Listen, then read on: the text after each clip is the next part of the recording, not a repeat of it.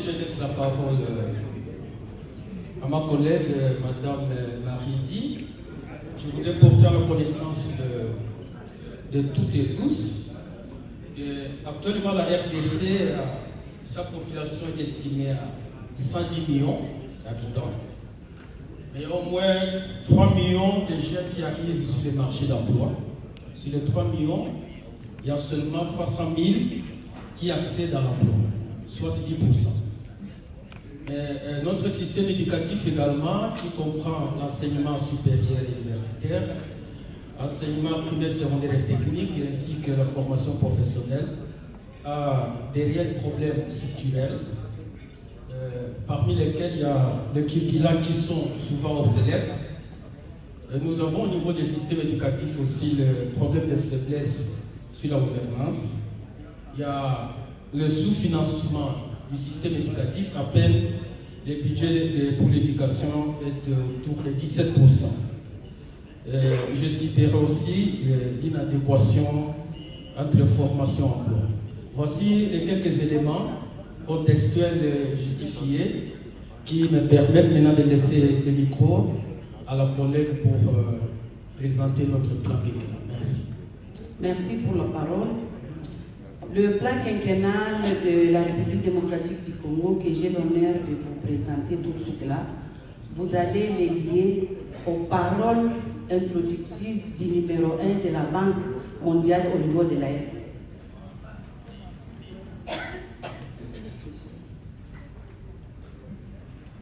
En rapport avec le paysage du développement des compétences, pour la RDC, la gouvernance est assurée par le ministère de l'Éducation nationale, le ministère de la formation professionnelle, le ministère de l'enseignement supérieur et universitaire, recherche scientifique et innovation, le ministère des Affaires sociales et le ministère de l'Emploi. En rapport avec l'aperçu du système de développement des compétences, le niveau de compétences fondamentales au niveau de l'FTP est informel et formel. Donc, il y a le secteur public et le secteur privé, y compris les prestataires publics et privés qui s'en occupent. Nous avons l'éducation de base et le développement des compétences fondamentales, alphabétisation numérique et civisme qui est assuré par le ministère de l'Éducation nationale et l'enseignement technique formel. Il y a l'enseignement professionnel qui est assuré, et la formation professionnelle qui est assurée par le ministère de la formation professionnelle. Il y a l'université qui assure aussi la formation professionnelle. Il y a la formation informelle et non formelle qu'on assure à travers les apprentissages traditionnels, les centres publics et les centres privés, y compris les ONG. En rapport avec les objectifs nationaux de compétences, nous avons énuméré qu'il fallait adapter les compétences aux besoins du marché du travail et à l'économie nationale.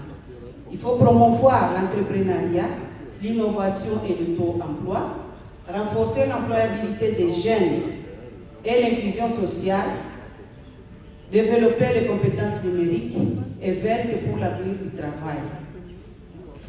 Les politiques et les stratégies que nous avons identifiées, il fallait mettre en place un cadre national de qualification pour harmoniser les diplômes.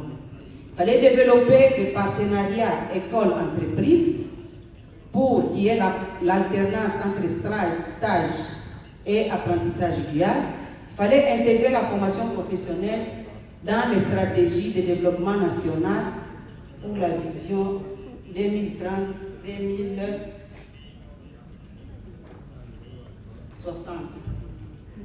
Concernant les structures économiques et les demandes du marché du travail, les structures économiques et emploi, il y a une forte dépendance au secteur primaire comme partout en Afrique.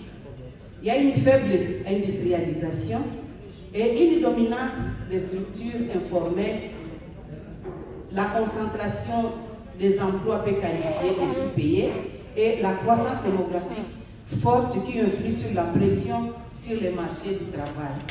Les secteurs où nous avons besoin beaucoup de main-d'œuvre, c'est le secteur agricole, donc l'agriculture et agro-industrie, mines et énergie, construction et infrastructure, éthique et services numériques, santé et éducation, commerce et entrepreneuriat, économie verte. Ce sont les secteurs où les besoins à main-d'œuvre se fait beaucoup sentir. Quant à la gouvernance et participation du secteur privé, nous avons détecté plusieurs défis. Il y a le cadre légal qui n'est pas adapté, il y a une faible coordination interministérielle, il y a la faible autonomie des structures de la formation professionnelle, c'est un nouveau ministère qui n'a pas des infrastructures, faible transparence et redevabilité du secteur privé. Quand vous travaillez avec les privés, ils ne sont pas souvent relevables, faible implication du secteur privé dans l'élaboration des politiques publiques et les actions proposées à ce niveau. Nous avons jugé utile d'actualiser la loi cadre, de mettre en place un cadre de concertation permanent, impliquer les secteurs privés dans le développement des compétences, renforcer les partenariats publics-privés, promouvoir la gouvernance locale, améliorer la transparence et la redevabilité, renforcer les dialogues publics-privés, favoriser l'éducation entrepreneuriale et la formation professionnelle, les adapter. Comme principaux défis, il y a l'absence du cadre normatif national pour l'assurance qualité pour le développement des compétences. Il y a un manque d'alignement des parcours de formation sur les besoins du marché du travail. Il y a l'inexistence d'un système de reconnaissance des acquis ou des passerelles. Comme action proposée, nous avons jugé utile d'élaborer et d'harmoniser les référentiels nationaux de compétences et de certification.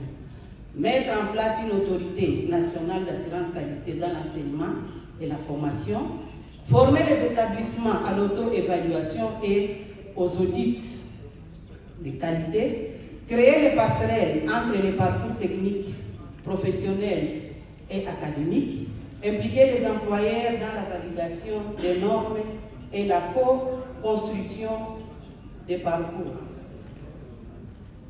Eu égard aux disponibilités et qualités des formateurs, quelques défis ont été relevés, entre autres l'insuffisance des formateurs qualifiés dans les filières techniques et professionnelles, faible attractivité du métier de formateur, disponibilité limitée des formateurs en zone rurale ou éloignée, faiblesse au niveau du partenariat local avec les secteurs productifs formels comme informels au niveau des établissements.